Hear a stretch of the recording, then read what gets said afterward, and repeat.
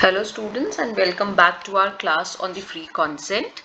This is our second class for this topic.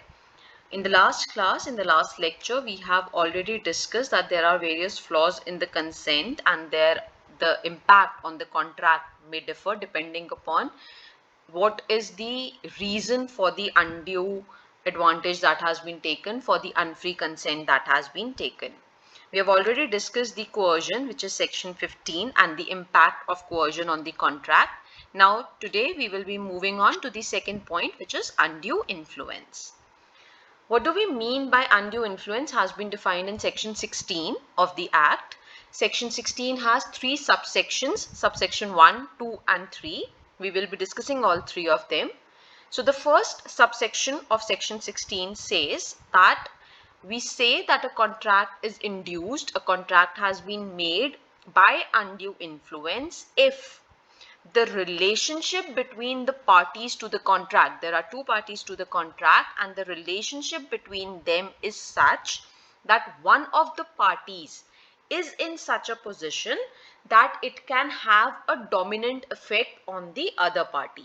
So the relationship is such that one of the parties is in a position to dominate the will of the other, and the second important element is that this party which is in the dominant position uses its position to obtain an unfair advantage over the other.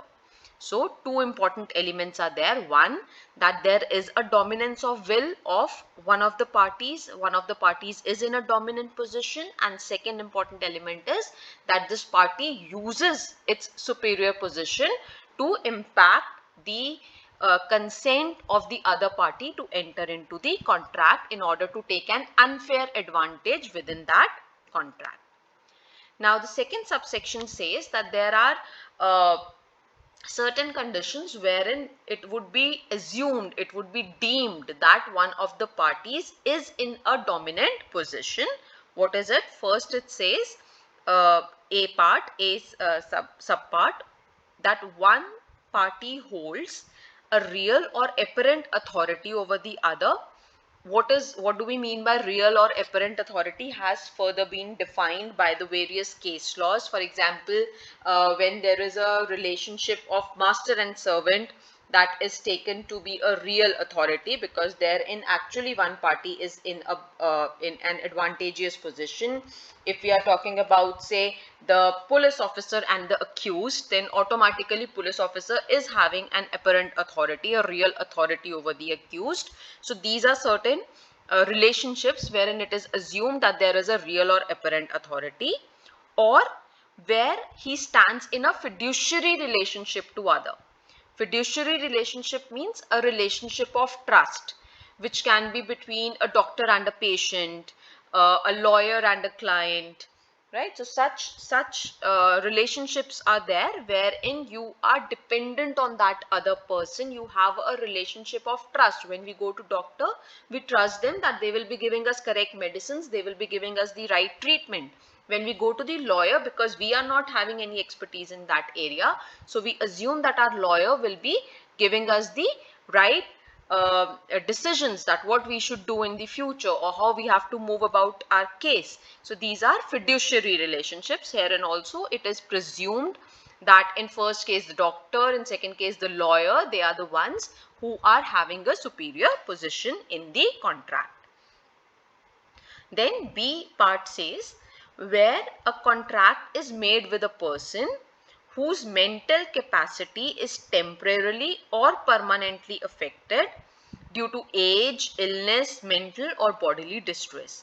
So if you are entering into a contract with someone who as per the code is not in a position to take a very just decision for himself or herself, because their mental capacity is challenged, maybe at that particular moment or permanently, which can be due to any reasons. It can be the mental illness, it can be the stress which they are having right now at this moment, it can be because of age, it can be because that person is ill right now when you are entering into the contract with that person and you take the advantage of your position. Then again, such party would be deemed to be in a dominant position. This is what is said in subsection 2 of section 16. Then subsection 3 says that, basically the bold part that I have done is important, that when the contract has been entered into and on the face of it you can see that it is unconscionable, looking at the contract only you can say that somebody in the correct mind, somebody on his or her own will cannot enter into such a contract. Why would somebody do that?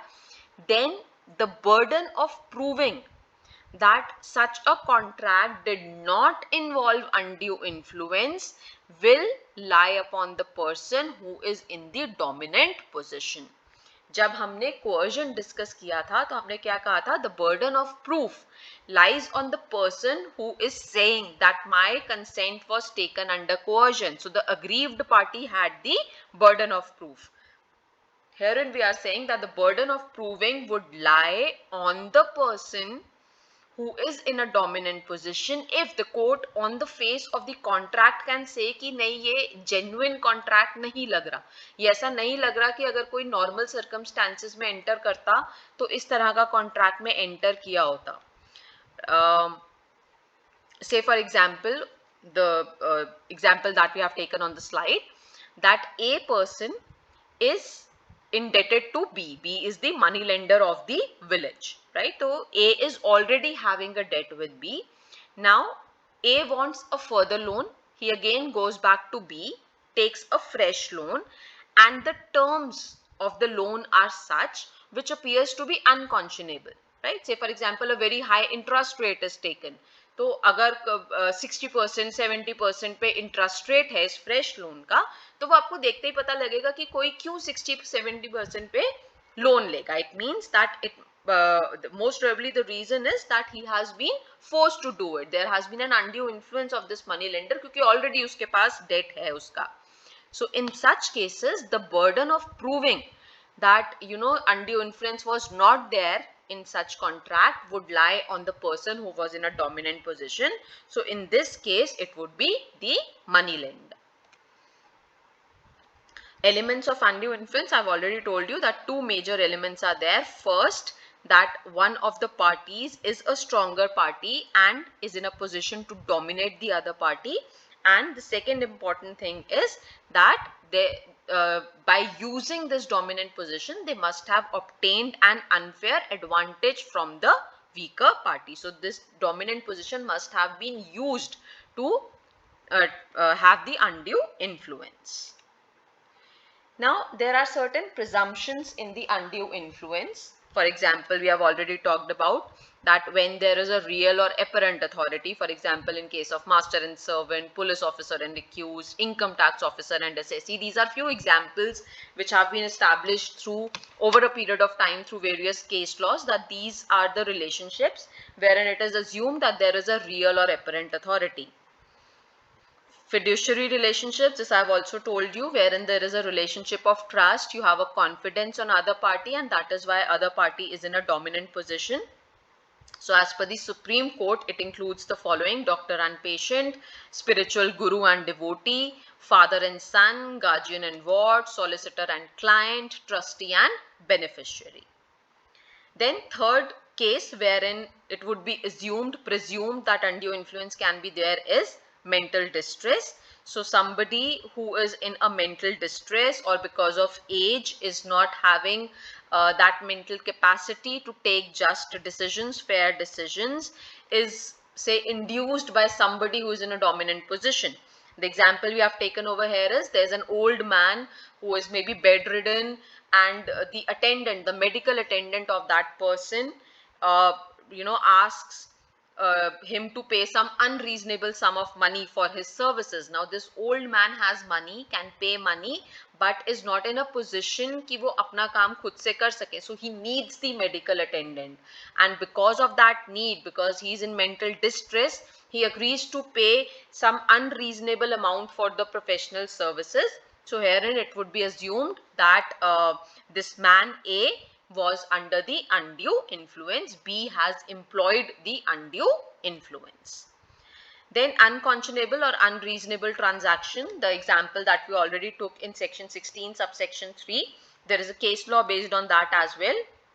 Rani Annapurni versus Swaminathan, wherein Rani Annapurni was a Hindu widow and she had borrowed 1500 rupees from the money lender Swaminathan at 100% per annum interest rate. Now when it went to the court automatically said कि 100% तो कभी loan पे interest rate होता ही नहीं ना, ये तो हो ही नहीं सकता है. So on the face of it, it is appearing unconscionable. So herein the burden of proof went on Swaminathan and he could not prove it. So the court changed the terms of the contract. They said that moneylender was in a dominant position. The bargain that has taken place for entering into the contract is unconscionable. Yes, that this lady needed money, she has to take loan. So the interest rate that is allowed would be 24% per annum, which was the market interest rate at that point of time, जो generally लिया जाता था. Then contract with Parda Nashin woman and contract with illiterate widow or some lady from rural area. Now Parda Nashin woman basically means the women who are in burqa. So if a woman is in burqa, if they are into that tradition, so why is that burqa there? So that they do not talk or they do not come into you can say conversation with the other people, right? So there is a special protection for them because basically their tradition or custom of the community to which they belong, it is giving them this parda, it is giving them this burqa simply so that they can be secluded. They are not allowed to talk to everyone or they are not allowed to come in front of everyone. They do not reveal their identity. That is their custom and tradition. Similarly, the court even held that if you talk about an illiterate woman, a lady from rural area, or an illiterate widow, then these are also the women of same category. They are belonging to some weaker sections, right? They are not that very familiar with the surroundings. They're not that very familiar with the world around. So the court felt, the law felt that we need to give protection to them. So if in a particular contract a Parda Nashin woman is involved or an illiterate woman is involved or a woman from rural area is involved and the court feels that they can be easily influenced, then the presumption would be that they have been under the undue influence and the burden of proof will lie on the other party that the undue influence was not there. Now, what would be the effect of undue influence? Here in section 19A comes into picture. I have already told you in our first class that when a capital letter is used, it means this section has been added later on through some amendment. So here in section 19A that we are talking about, this was not earlier a part of the Indian Contract Act. It was later added on through the amendment. Now, if you see the effect of undue influence, it is almost similar to what was the effect of coercion. First point is absolutely same, that the contract becomes voidable at the option of the party who has been under the undue influence. So, at the option of the aggrieved party. Second, if you see, therein also we said that the principle of restitution will apply. Herein also we are saying the same thing, but the word that has been used is principle of equitable restitution applies. Now, what do we mean by principle of equitable restitution? Herein, under this section 19A only, the judgment has been left out to the court. So, the court might order the complete restitution, or they may just say that the part of the benefits received by the aggrieved party have to be paid back, have to be given back, depending upon the conditions of the case. In case of coercion, these are the differences also given. If you see the last difference, it is about the restitution only. So in case of coercion, if the contract is being rescinded, it has been very clearly said in section 19 that if aggrieved party has received any benefits under this contract, they have to give back, they have to return all those benefits received. In case of undue influence, what we are saying, that the returning of benefits has to be done completely or in part. This has been left at the discretion of the court as per the section 19A. The other differences, when you talk about coercion, therein physical force or threat is being used with, or something which is forbidden under Indian Penal Code is being used. In case of undue influence, it's a mental pressure or a moral force that is being applied because one of the parties is in advantageous position. So the intention is that in case of coercion, you are compelling someone to enter into the contract. They were not willing to only enter into the contract and you are forcing them to enter into that contract. In case of undue influence, the other party was willing to enter into the contract. They are ready to enter into the contract, but within that contract, you are taking some unfair advantage. For example, जो हमने loan वाला case देखा कि आपने interest rate बहुत high ले लिया या उन्होंने कुछ सेल आउट तो करना था, आपने प्राइस को या बढ़ा दिया बहुत ज्यादा, अगर आप सेल कर रहे थे और अगर आप बायर थे तो आपने बहुत ज्यादा कम कर दिया. That is an undue influence. Punishment, if we talk about, coercion is criminally liable under Indian Penal Code as well. Undue influence does not fall under the Indian Penal Code. It is dealt with in the Indian Contract Act only. Now parties, this is important. When we talked about coercion, we said that the coercion can be applied by a stranger also, and it can be applied against a stranger to the contract also. तो कोई third party apply कर सकती है coercion, और ये भी हो सकता है कि कोअर्जन किसके अगेंस्ट हो रहा है, किसकी तरफ डायरेक्टेड है, that person is not actually a party to the contract. But in case of undue influence, it is important that this undue influence is between the parties of the contract, क्योंकि हम यही कह रहे हैं कि उन दोनों parties में से one of them is in a dominant position. So it is taking place between the parties of the contract only. So in case of coercion, the relationship is immaterial, but in undue influence, one party is in a dominant position due to some relationship, apparent authority, real authority, fiduciary relationship, anything. Restitution we have already talked about. Now we will be coming on to the next topic, which is misrepresentation. In case of misrepresentation, what we say is that some fact has been wrongly presented. So if any fact has been presented wrongly, if a fact has not been correctly represented, then it becomes a misrepresentation. Now this misrepresentation can be innocent or intentional. If this misrepresentation is intentional, कि आप जानबूझकर misrepresentation कर रहे हो, आप जानते हो और फिर भी आप गलत फैक्ट प्रेजेंट कर रहे हो, उस केस में ये फ्रॉड की तरफ चला जाता है, which becomes the next topic. But if it has been done innocently और गलती से रह गया बताना, then it comes under the purview of misrepresentation, which is comparatively a lesser of a crime. So section 18 says that misrepresentation includes these. First is a positive assertion. Positive assertion का मतलब क्या है कि आपने कोई statement of fact बोली, उस statement of fact को जो आपने बोला वो गलत है, क्योंकि वो फैक्ट एक्चुअल फैक्ट्स पे बेस्ड नहीं है, एक्चुअल एविडेंस पे बेस्ड नहीं है, आपने कहीं से सुना था, आपको लगता है कि वो सच है और उसे ही आपने आगे बताया. So that is why herein it is a innocent misrepresentation, क्योंकि जो फैक्ट आप बता रहे हो उसे आप भी सच ही मानते हो, राइट. से for example, you are selling your laptop and in laptop you have that RAM होते हैं ना, read accessible memory, RAM ROM होता है. So about that you give some factual information. आप कुछ बताते हो कि नहीं इसका प्रोसेसर इतना है, इसका प्रोसेसर ऐसे काम करता है. आपके पास उसका कोई एविडेंस नहीं है, आपको किसी ने बताया था, आपने उसकी बात सच मानी और आगे बेचते टाइम आपने भी वही चीज बोल दी. तो you also believe that statement to be true, and believing that statement you made a positive assertion कि हाँ हाँ ये ऐसे काम करता है, but actually that statement is false. So making a statement about a fact based on a hearsay when you also believe that it is true, that is your positive assertion.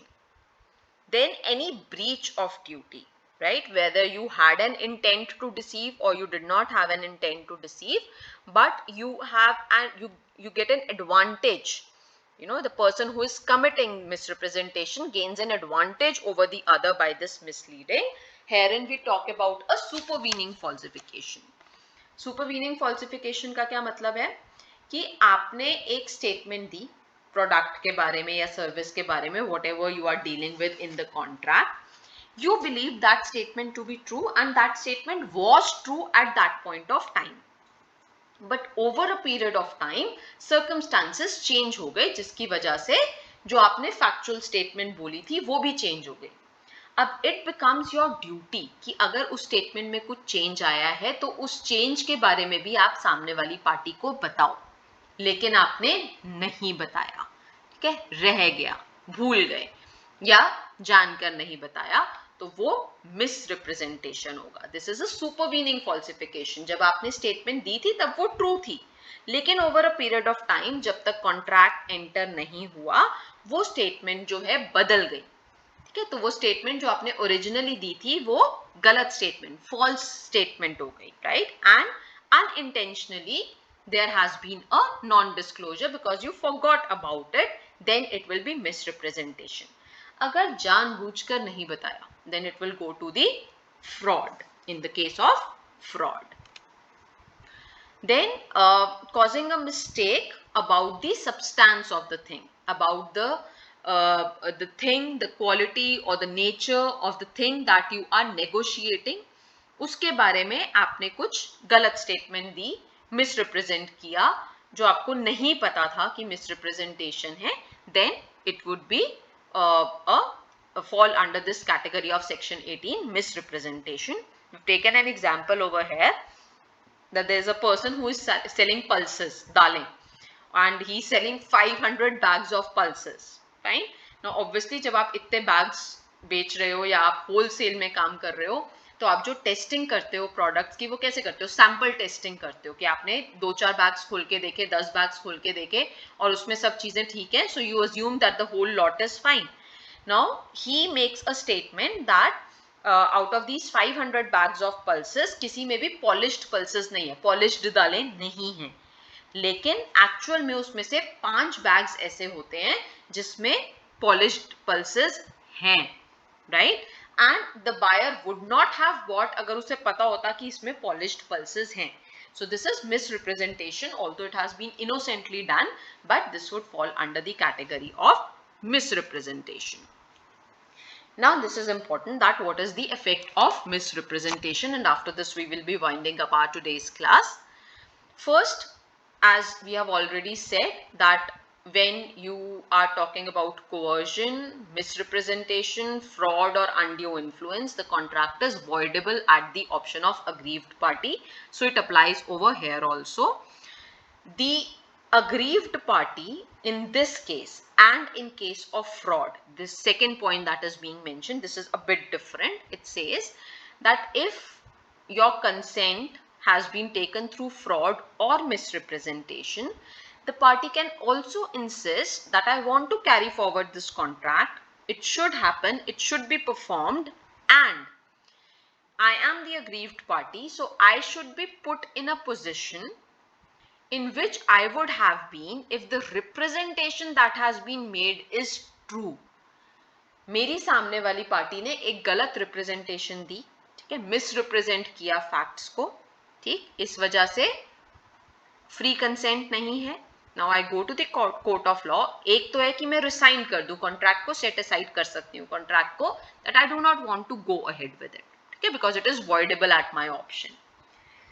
Another, we are saying that the aggrieved party in case of misrepresentation and fraud can say that no, I want to go ahead with this contract, let us perform this contract, लेकिन वो जो misrepresentation किया गया है अगर वो सच होता तब मैं किस पोजीशन में होती, मुझे उसी पोजीशन में वापस लाया जाए, right.